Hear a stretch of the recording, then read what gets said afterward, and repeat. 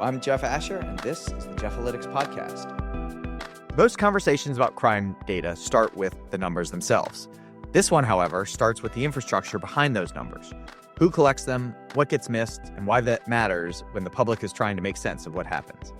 In this episode, I'm joined by Alex Piquero, a criminologist at the University of Miami and formerly the director of the Bureau of Justice Statistics. Alex walks through his unlikely path from a rock band and a love of sports to a career built on asking better questions about crime and justice, and what it means to step into a role where the stakes of measurement are national. We talk about our nation's two crime data systems and why the National Crime Victimization Survey is essential for understanding the hidden share of crime that never shows up in police reports. Plus, the uncomfortable reality that crime reporting in the U.S. isn't even mandatory, leaving gaps that shape everything from headlines to policy. Alex breaks down how to communicate trends without pretending the data is perfect, and how to acknowledge the human impact behind every data point without letting anecdotes replace the full picture. Let's dig into how crime data gets built, why it's so easy to misread, and what's at stake when the systems we rely on to understand public safety start to erode. My guest today is Alex Piquero at the University of Miami, formerly the head of the Bureau of Justice Statistics. Alex, thanks for joining the program. Pleasure to be here, Jeff. So your work has been fascinating. I think you've just spanned the gamut of academia into government service and then now back to academia. Can you walk me through your background and how you got to where you are now? Yeah, I know it's a great story. As an undergrad at the University of Maryland, I was a radio, television, and film major. I was in a rock band as a kid, also an athlete. And I wanted to be a DJ. And so the second semester of my first year at Maryland, one of my classes didn't make. And back then, you had to wait in line at the drop ad. There was no computer overnight drop ad and stuff. And so by the time I got to the front of the desk, I asked the person behind the desk, I said, I want a class on Tuesday, Thursday after 11 a.m. And the only thing open was an intro to criminal justice class. And so I took that class, and that teacher changed my life. The way she taught, the passion for the topic and the topic itself. And so changed my major to criminal justice. And then in the junior year of my undergraduate time at University of Maryland, I took a summer course with the person who ended up becoming my mentor, a guy named Ray Paternoster. He came in the first day of class wearing a LA Lakers Irving Michael Jackson, Magic Johnson jersey. And I thought, this guy's pretty cool. And so he had me work on a research project interviewing jurors on death penalty cases in Baltimore. And I wrote that summary up, and he said, you did a really good job. You should do grad school. And I said, what's graduate school? Neither of my parents went to college. So he said, you can be like me. I'm like, you mean I can wear tank tops and teach class? I'm like, that sounds great. And so I went to grad school, and that's how I got into criminology and criminal justice and academia. My first job was at Temple University in Philadelphia in 1996. And I've been in academia for over now 30 years. When I was at the University of Miami during the Zoom era, when a lot of us were doing a lot of Zoom webinars, I gave a webinar on my research that I did for the Council on Criminal Justice on domestic violence increasing during the COVID pandemic lockdowns. And during that webinar, there were people from DOJ apparently on that webinar, and I got a phone call later that evening asking me if I wanted to be considered for the director of the Bureau of Justice Statistics. And I was walking our dog, my wife and I were walking our dog around the lake at the University of Miami when I got this phone call. And so that was February 2022, complete out of nowhere, right? And so then I was appointed in June of that year because there's an extensive background experience, which is an entire podcast for another day, most of which I can talk about. And then I served at BJS, and I took a leave from the University of Miami, and then I returned back to the university because I just missed my research and teaching and my wife, to be perfectly honest with you. But I thoroughly enjoyed my time at BJS. I think I did a lot of good given what was going on at BJS at the time. It was still during telework. They were coming off a previous administration. There was a lot of morale boosting that needed to be done. And I really focused on changing a lot of the things we were doing and how we were doing it, and happy to get into that as we discuss it further. So that's how I got into my career, complete serendipity. And so you're at the University of Miami, right? Correct. So I'm going to start with the most important question that I think my dad, he didn't ask me to ask, but I will ask it. In 1972, the University of Miami beat Tulane football using an illegal fifth down. Would you like to apologize for the University of Miami? Everybody forgot what down it was. Well, I'm a big fan of the Green Wave because I think that got really cool outfits. I can say that if there was an error, there should be atonement. All right, good. My dad was on that team, and growing up, I was not allowed to like the University of Miami because of the legal fifth down 11 years before I was born. I won't throw up this for your dad, so that's okay. More importantly, what is it like to be the director of the BJS? A huge honor. I mean, I can't tell you enough that the faith that Amy Solomon, who was the Assistant Attorney General who hired me, had in me, and plus all the people at DOJ and the White House who I worked very closely with. It's still the gravity, Jeff, of being a presidential appointee is just, to me, I mean, a huge honor in my professional career.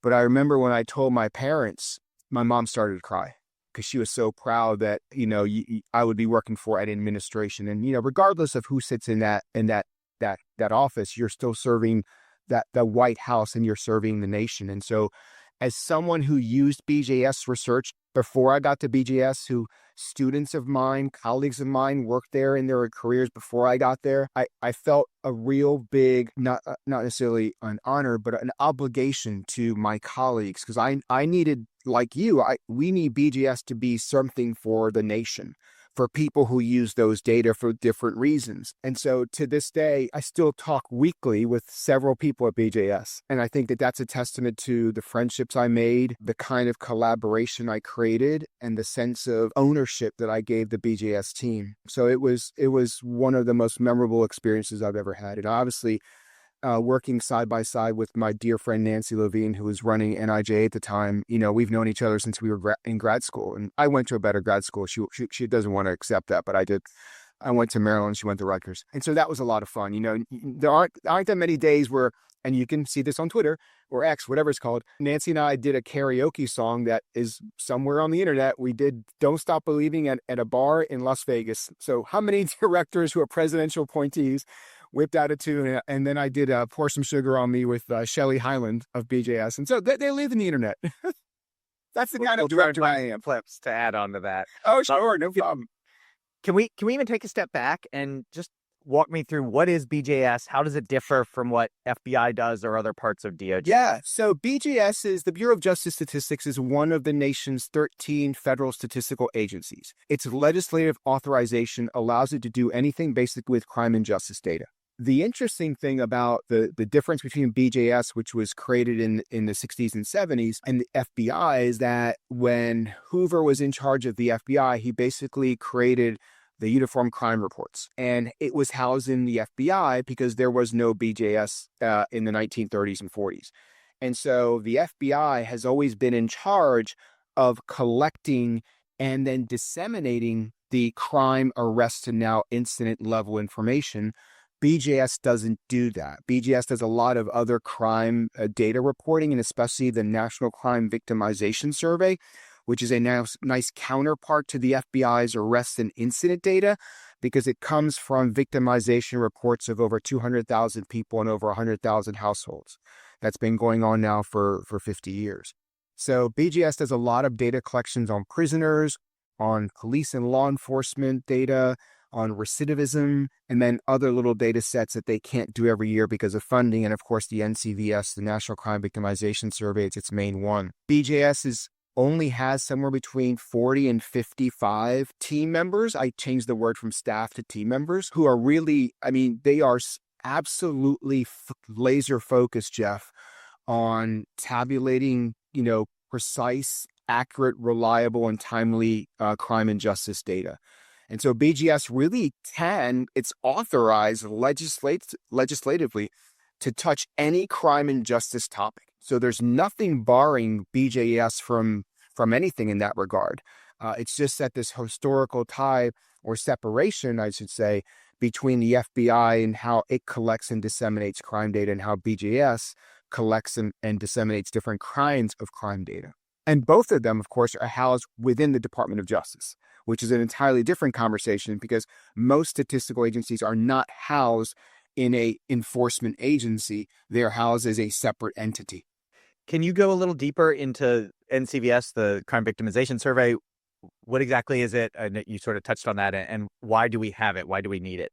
Sure. One of the things we know in criminal justice is a lot of crimes never get reported to the police. We call that in criminology the dark figure of crime.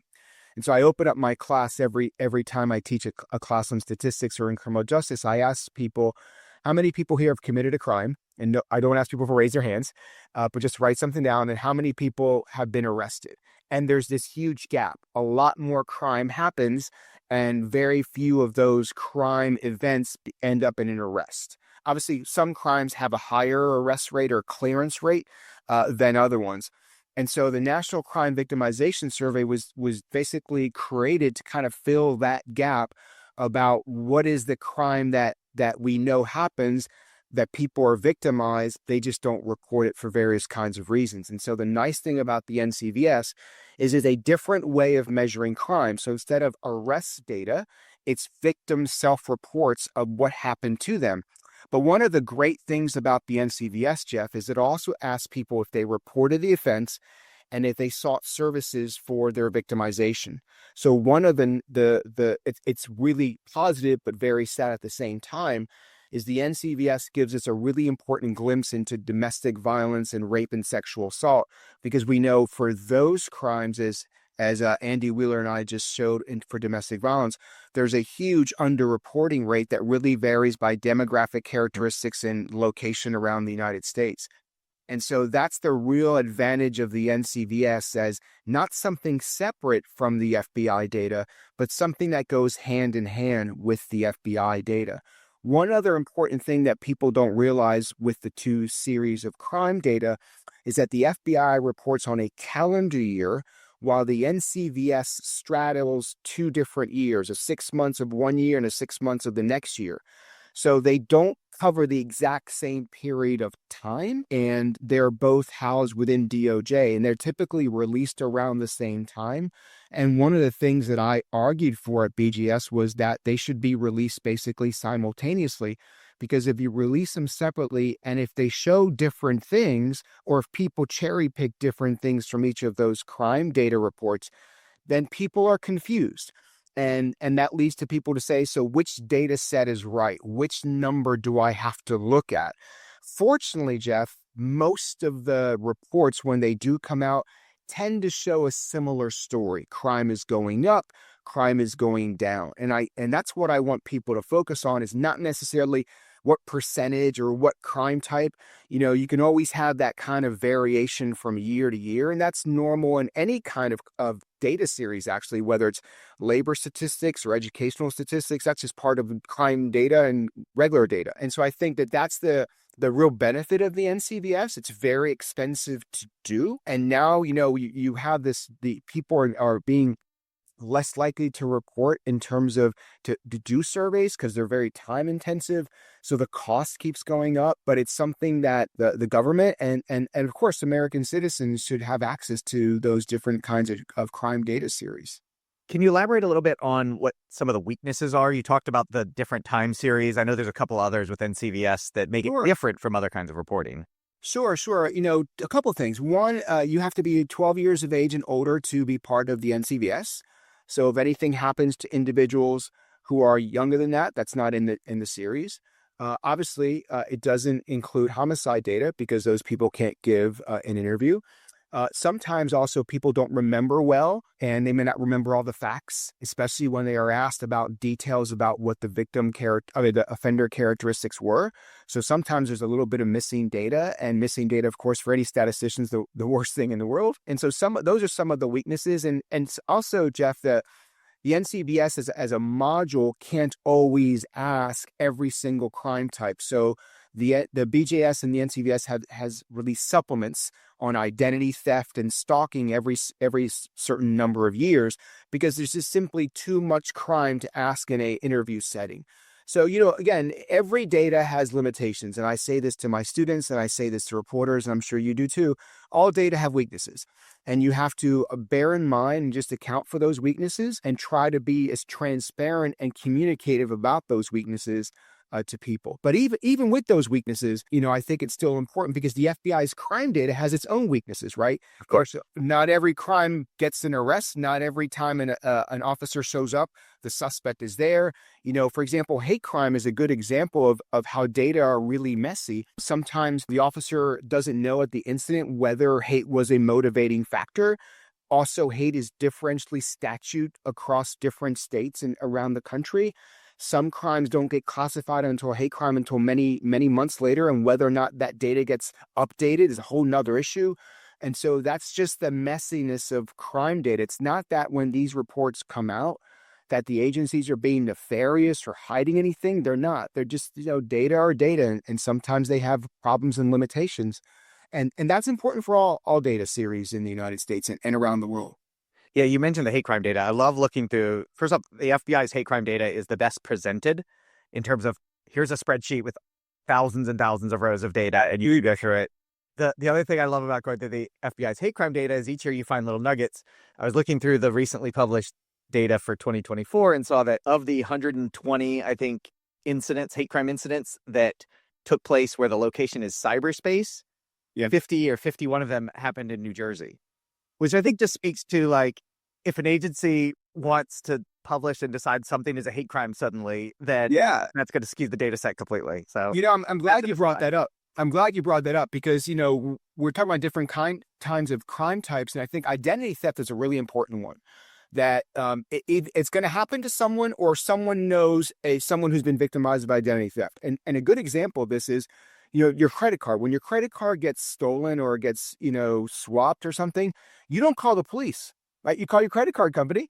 They stop the credit card and you get a new credit card. And so we have all of this crime that doesn't get recorded in the United States. And we know that the FBI's National Incident-Based Reporting System is now starting to expand its range of data collection in terms of crime incidents, which is really good. But we're still going to have these laps and gaps in both crime series, and hate crime is a really good example because, as you know, Jeff, the FBI crime data, it's not mandatory to report crime data in the United States, which is a long-standing issue. It might be true in some states where some states require their agencies to report to the state. But, we have 18,000 some odd police agencies, and we don't have mandatory data collection in the United States. And I feel very strongly that we should, and because we have these gaps. And, that's where the nature of our crime data are at. Absolutely. Can you talk through the 2024 survey? Because I know that there were changes made methodologically that impact the survey. Can you talk through that for the audience? A little bit. Yeah, it was a redesign that was kind of initiated before I got there about how you get into certain modules of the survey, and it might affect how responses occur with respect to these deep dive questions. I think it's hard to say from one year to the next. I mean, it's just NCVS is constantly being redesigned not in a physical sense, but they always have these panels where they make suggestions about wording of questions, types of questions, how people screen into certain types of questions. Will that materially affect, rates? They shouldn't go up dramatically, just might provide more nuanced information for certain kinds of crimes. I think we have to wait 4 or 5 or 6 years to let the dust settle to kind of look at that series because the NCVS has gone through some real important changes over time. In the 1990s, it had a real big shift in terms of how it classified a particular crime type. And so we got to look at these years as not necessarily aberrations, but there's a break point at which something happened. And so we need to let that take some time out as to whether or not that was a fruitful change and whether or not it changed much of the series. But by and large, I think the story is going to be very similar for most crime types going forward. And it's also important, I want to make a quick plug for the NCVS, Jeff. A lot of other countries around the world model their victimization around the NCVS. The UK, Canada. I remember in Canada, I met with the chief statistician in Canada when I was the BGS director in their crime unit. And they don't do it every year because it costs so much. But they said, the NCVS is like gold standard for collecting victimization data. And so it's a real point of pride for BGS, for DOJ, for the Census Bureau, because they do aid in the collection of those data, and for the American public to have such a well-respected data series available. What do you say when people cite the NCVS as like a counter? UCR showed the reported crime showed a 2% drop in violent crime. NCVS, definitively shows a 20% increase in violent crime. Reported data is all bad. Yeah, I don't, because they're different, right? They're based on different data, and they're not just different data collections, but different respondents are in those two data sets. And that's why I like to tell people is you want to look at, are things going up or are things going down? Right. And it's very similar to, when your great crime index and all the other ones that are out there is like, you can look at 10%, 11%. Well, it's just different cities are in all of these different, data series reporting efforts. So the story is it's going down. I mean, to me, the number, we're never going to have an exact number. And that's really why, when the FBI released its first NIBRS iteration, BGS actually did a counter thing to them with respect to creating these estimates. That confused a lot of people because the estimates were, and I would like to describe them as, didn't give people the right exact number. And the way I describe this, and this, and I hate to bring this up, but we live in New Orleans and in Miami for respectively, the cone of uncertainty of a hurricane is a really good example of crime data, right? So right now, I have a good sense of where the crime data are for particular places and cities.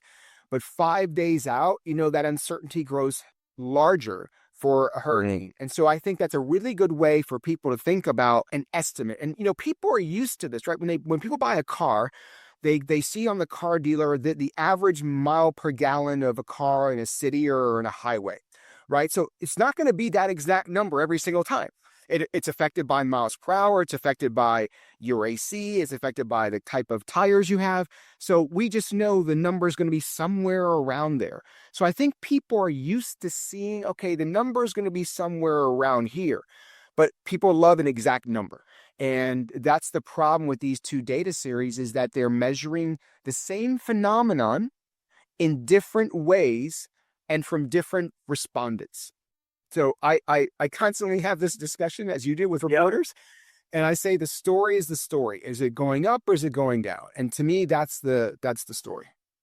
Well, and I mean, I get the question constantly as well. So that's why I was happy to ask you this and put you on the spot, because they tell the same story in that both are inexact. Both tell us that it's much lower than it's been and is roughly at the same area that it's been the last 10, 15 years.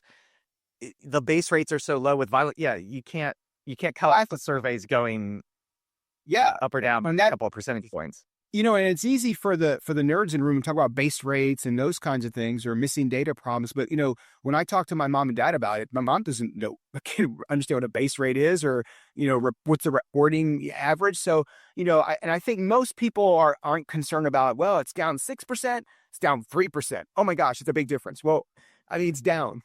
I think that where are the arrows going? And I think that that's what I look to when I look at these series. Are they going up or are they going down? I think, a good example of this is the cost of groceries, right? You see these different percentages. Well, the price of eggs is 18% higher, or the price of this is 23% higher.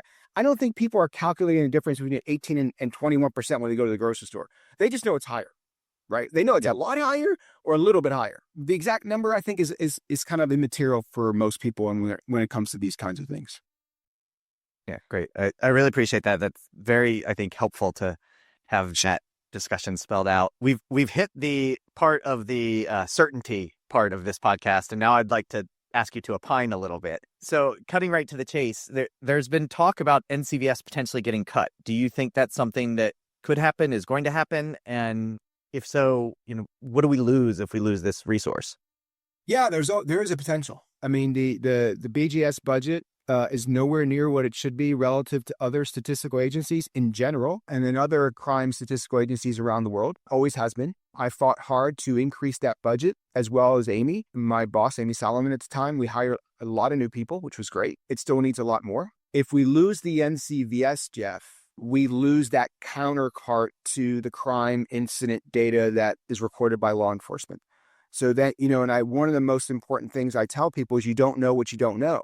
So if someone asks me, well, Alex, how many people are victimized but don't report it? My new answer, if it's gone, I don't know. And that's not a good answer. So I think that the NCVS has individuals on both sides of the aisle who've liked the NCVS, who have supported the NCVS. It's always a problem when money's tight and they're looking for things to cut, and if it's not relevant to an administration, that's low-hanging fruit. It's low-hanging fruit because it costs a lot of money. I mean, the NCBS is well over half of the BJS budget. I mean, that's a significant cost. And if they do away with that, they could very well do away with people. And I worry about that. I wasn't worried about that when I was in office, but I worry about it now because the preliminary budgets for BJS aren't going up, right? This is one of those examples that it's not going up. It's going down. And, asking people to do more with less works for like a year, but it doesn't work for 5, 6, 7, 8, 9, 10 years. And let's take it sort of to the other end of the spectrum and opine, should BJS run UCR? Should it run all of the crime data collection and reporting? Yeah, so I think there's a happy medium here. I think that the FBI has very good relationships with local law enforcement, and there is a very good working relationship of how they send those data. And so CJIS at the FBI, and I have very good friends there, they are absolutely amazing human beings. They do an incredible job. But the FBI is not a statistical agency. They're a law enforcement agency that just happens to have CJIS within it. So I think that a happy medium for now would be that the FBI continues to collect those data, but that BJS creates the reports, the statistical reports that then get fed out to the world because they are a statistical agency. And Jeff, I would say that they release the victimization survey report and the crime incident report at the same time with one document, a press release that explains the two and what the two say and what the two don't say. So that way they don't come out at different time periods from different agencies and people are then confused. So I think that is a real good thing to do. And it really takes a stroke of a pen if people want that to happen. I mean, that's all really it is. But BGS is a statistical agency. We should have a statistical agency reporting statistical information to the American public. I feel pretty strongly about that. Yeah, that's great. And that largely corresponds with the Council on Criminal Justice working group, the crime trends working group that I don't think you were a member of, but certainly were, because you were still with BJS, but we're certainly advising strongly on. And I'll say that the Trump administration's policy pack put out a suggestion, basically a paper, a working paper that said the same thing, that BJS should run it. And so yeah, there's no reason that it shouldn't be that way. And that doesn't call for an elimination of CJIS because they would still operate the way they do. They would just collect and amass the data and you give it to the statistical agency to, release it as a statistical product. Yeah. So what is, moving on to kind of the idea behind the general theme of the podcast being about, crime trends and perceptions and whatnot, what is the best way to talk about the trends? Right now we're seeing everything's going down, and especially with murder, violent crime, auto theft, everything's pretty much going down and going down pretty strongly. When that narrative shifts, what's the best way to address that? You mean when crime goes up?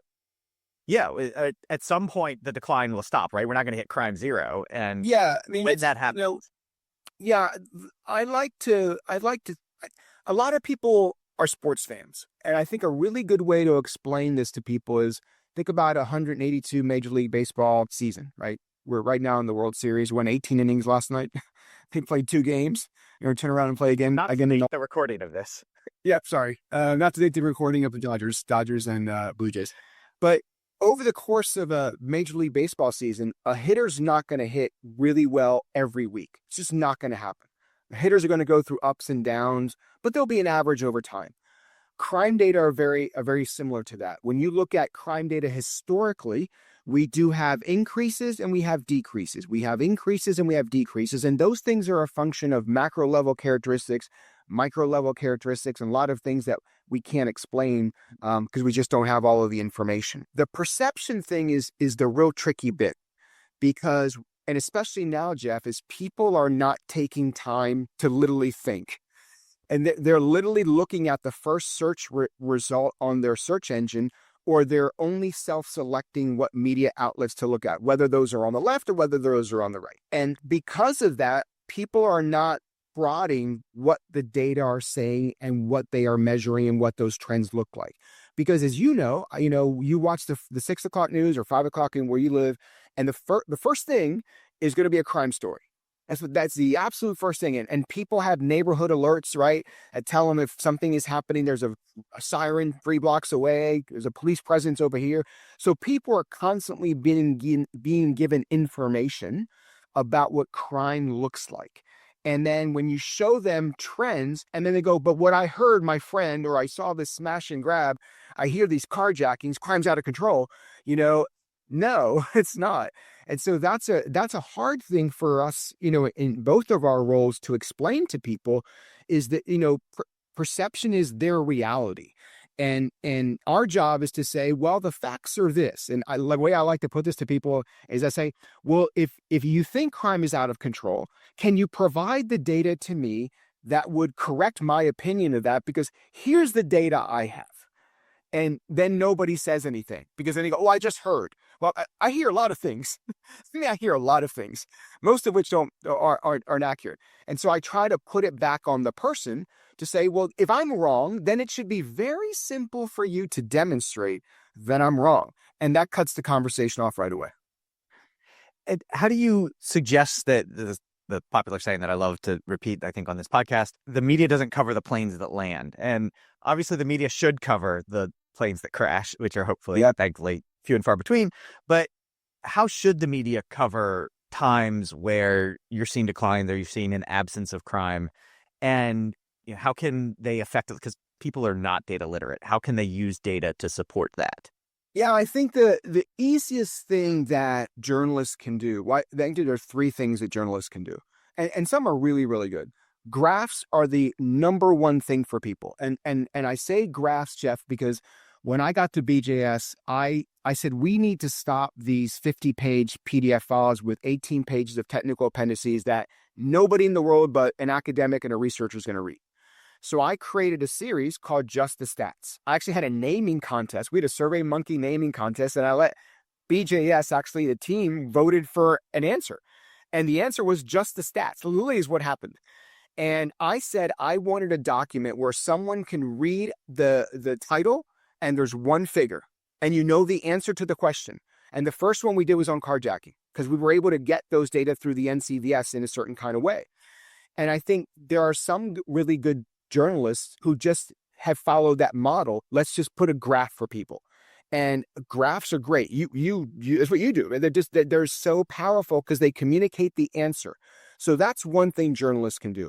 The other thing journalists can do in their news stories is to hyperlink to whatever it is they're pointing to. Because that way the deep dive person can go to the actual source and see what that is. And I think the last thing journalists can do is to talk to lots of different people. Some of that's on background, some of that's on it to be quoted, because they have to get all of the information from as many different people as possible. Some journalists do that really, really well. Some journalists don't do that very, very well. And so that, I think those 3 things packaged together is what I think journalists, can do. But as you know, Jeff, the journalist world is, I have a 5 p.m. deadline. Who's going to answer my phone call and my email? And there we go. And so I think that those are the kinds of the headwinds that they have on in their world, which we can appreciate. What do you do when fully agree on everything with the data and here's a chart, it shows down? What do you do when sort of countered with but here's a crime victim and oh, sure, responding in such a way that acknowledges the tragedy and all of that? I did exactly that last week when I was talking to a reporter. I said, look, we're on track to have, and I cited you. I said, we're pretty well on track to have a really low number of homicides in the U.S. sometime, from the 1960s. I said, but right now in Miami and New Orleans and Chicago, there's a grieving mom who lost their kid over the weekend. And those rows and columns or those dots on a crime map, those are human beings who are not going to have a prom, who are not going to get married, who are not going to travel around the world, and they have friends and they have family members. Those are real people and not just numbers in a data series. And so I'm very cognizant about not minimizing, we're on the right direction, but there are still streets in a lot of cities in the United States where kids are not going to wake up tomorrow morning. And that's not acceptable and that's not good. So I try to balance that because, one of the things that I've done in my career is I've worked a lot with victim agencies. And I've worked with a lot of mothers who've lost their kids to gun violence here in Miami. And, they feel that pain when the reports are no longer out there. And when the trends are going down, they still have a memory of their kid being gunned down. I know one mom in Miami, Jeff, who's lost 3 kids, but they didn't even make the age 18. I can tell her that crime is going down, but it's going to be irrelevant to her. And so I think that we have to always bear in mind that when we talk about data, whatever those data are, these are still people at the end of the day. Absolutely. Yeah, it's the hardest part, I think, of the job. And how do you? Absolutely. So last part, can you talk me through some of your research now? What have you been working on? I mean, I do a lot of fun things. I've always been interested in the intersection of sports and crime. So way back in around 2013, when the whole Ray Rice incident came out, Baltimore Ravens running back, everybody saw the video, right? They saw part of the video, not the whole video. They saw one part of the incident, not the entire incident. There was all this discussion about all these NFL players, they're committing so much crime and violence. But no one had ever documented that one way or the other. So fortunately, the USA Today was actually creating a data set that they posted on their webpage of all of the crime incidents for a certain period of time among NFL players. But that's interesting, but that's only the players in the NFL. And so what we did is let's take the UCR FBI crime data. Let's take all of the males between age 20 and 39, because that was the earliest and oldest NFL player. And then let's look at crime rates for NFL players relative to the general population. And we actually saw that for most crime, NFL players actually committed crime at lower rates than people in the general population. That was the first time that ever came out. I got a call from the NFL office about my study, as you can imagine. It got a lot of press. And so I've always been interested in that intersection. I wrote a piece on Michael Vick and what people thought about Michael Vick's punishment from the criminal justice system and then his punishment from the NFL. And it's interesting because whites thought he should have been punished more in the criminal justice system, but blacks thought he was punished too harshly. So you have these different views of race and crime and athletes. And lately I've been doing a lot of stuff about crime and sporting events. So one of the things I did a few years ago was looked at whether or not sex crimes increased during the Formula One race weekend at the Circuit of the Americas in Austin. Because in high-profile events, as you know, Super Bowl, Olympics, World Cup, people think we're going to have all these sex crimes and trafficking and all that stuff. We found no increase of crime during the race weekend in the city of Austin during the Formula One race. And now I've looked at crime. I actually just published a paper in your hometown looking at crime in and around where the Pelicans play and in and around where the Saints play at the Superdome on game days, and mapped out where in the city certain crimes might peak versus other times when they don't. And does the event or the arena facilitate not just more people in terms of attracting crime, but does it attract potential offenders? Then you have parking lot issues, all of these kinds of things that the findings of which are directly impactful to security, public police, public agencies, as well as law enforcement with respect to security. So I'm really focused a lot now on crime and place and what attracts people to certain kinds of events. And so that's what I'm kind of doing now. It's kind of fun because I love sports and I'm a criminologist. And so I kind of get to marry both of those things together. So that's what I've been focused a lot on. What about crimes committed by NFL officials against the Saints in the last few years? Is that we have data on that? I'd love to get some of those data, like missed calls or bad calls or all those kinds. That is a conspiracy theory part of the podcast. Yeah, that raises this interesting question about the role of technology in sports, right? The video reviews and challenges, and the great thing about sports, and you love this too, is sports is such a data thing, right? Baseball is like meticulous data. Football is meticulous data. There's no error in the sense of how many yards you carried a game, right? How many interceptions you had. It's perfect data in that regard. So there's so many things that someone can do. And that's why you see sports teams have so many analytic components to their operation. Now, sometimes it works well and sometimes it doesn't work well, because there's this whole thing about, the gut instinct, right? Is the gut instinct making a call on 4th and 5, but there's data analytics that say, and they show it on TV now, the right call is to do this. And so I love data. I love sports. I love criminal justice stuff. And so I think that's just a lot of fun because people can resonate that. And I think when I do a lot of discussion about crime data, I also kind of try to make the analogies to public health or sports because everybody understands public health. Everybody understands sports. And so if you kind of equate the crime data to where they're at, it helps them understand a little bit better the nuances of things. Absolutely. Alex, thanks so much for joining. I really appreciate it. This has been a fabulous discussion. Oh, my pleasure. Thanks for having me, Jeff. Thanks for listening to the Jeff-alytics podcast. Be sure to subscribe, and to learn more, head on over to ahdatalytics.com for more information and previous episodes. If you like what you heard, please leave a glowing review, which will help others to discover the show. Until next time, I'm Jeff Asher.